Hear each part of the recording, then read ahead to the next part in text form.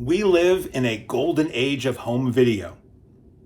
I'm just going to say that up front because these films that I used to see, the only way you could see them was via a bootleg from Shocking Videos or something like that. And imports of these weird things that maybe they had subtitles, maybe they didn't, maybe they had a dub, maybe they didn't.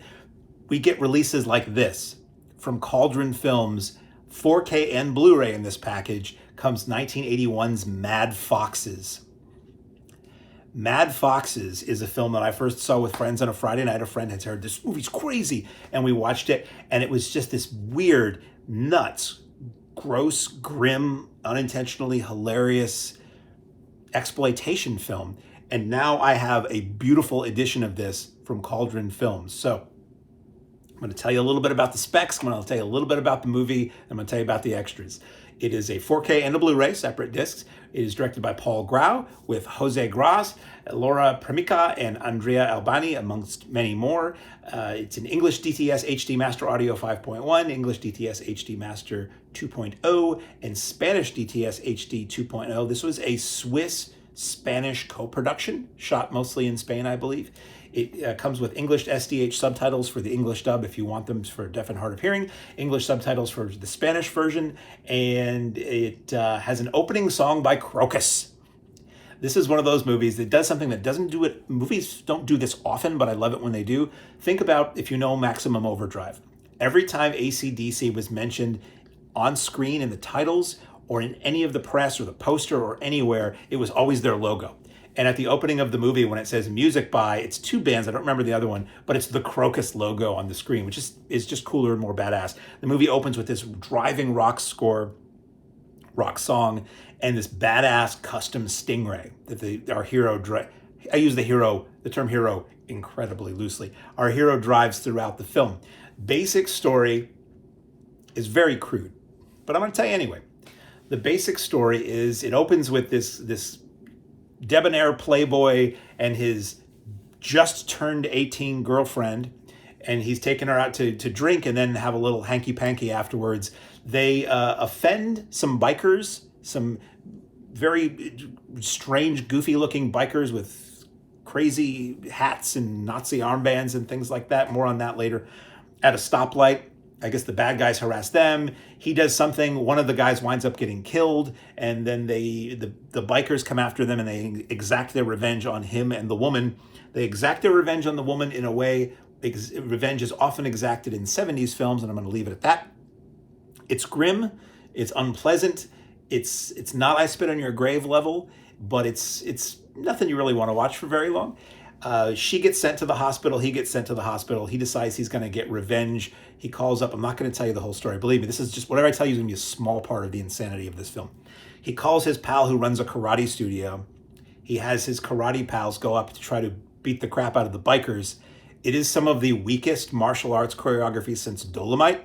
I'm sure some of these people did know martial arts, but it's just a lot of, if you want extra fun, look at the guys that are off to the side. That's all I'm going to say. In this amphitheater, and basically the film becomes this back and forth of he does something, our hero does something to the bad guys and thinks that's that, and I'm going to go and have fun with a different lady all the time. And then the bad guys go, we're going to get that guy. And they find him, and they catch up to him, and they kill a bunch of people, rinse and repeat to increasing extremes of violence and ridiculousness. There's a lot of softcore rutting in this film.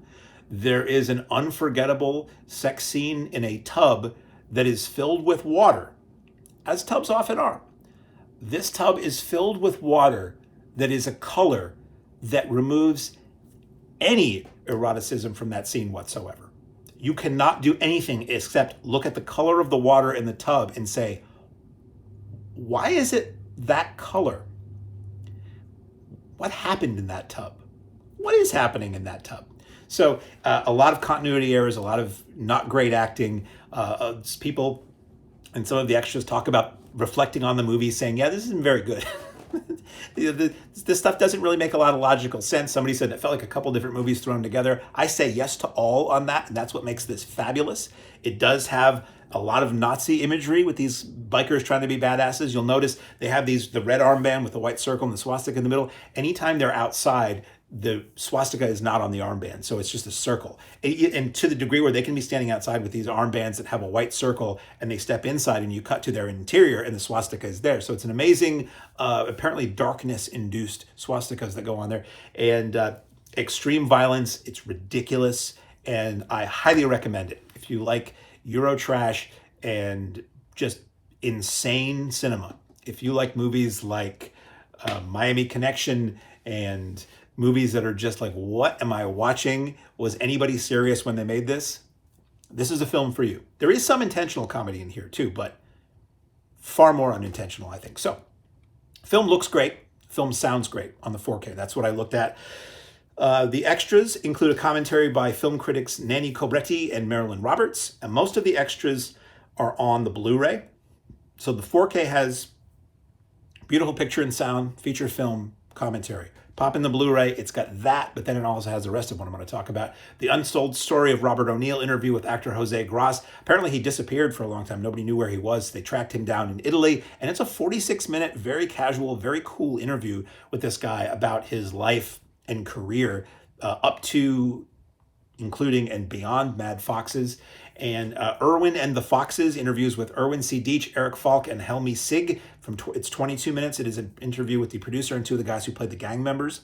That's very interesting, and they have interesting things to say about the film and looking back at the film and other films for the same producer or director that they worked on. Mad Erik, interview with actor Erik Falk. He's the main tall bad guy from the film who's also in the previous extra. That's 9 minutes.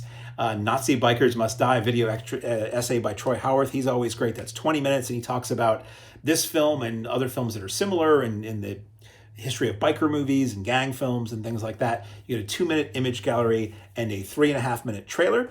The package looks a little something. Well, it looks exactly like this. This is the case. It's in a pretty, hello?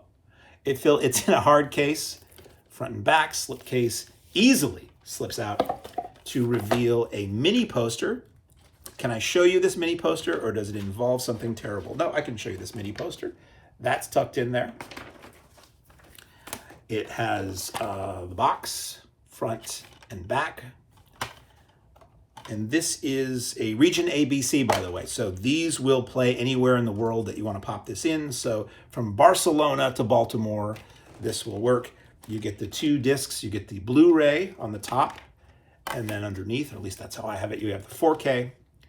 And then underneath that is like an earlier video cover for it. So this has been available over the years in different forms. I think it had maybe a overseas DVD release, maybe a Blu-ray release. This is, to my knowledge, the first US release that's legit.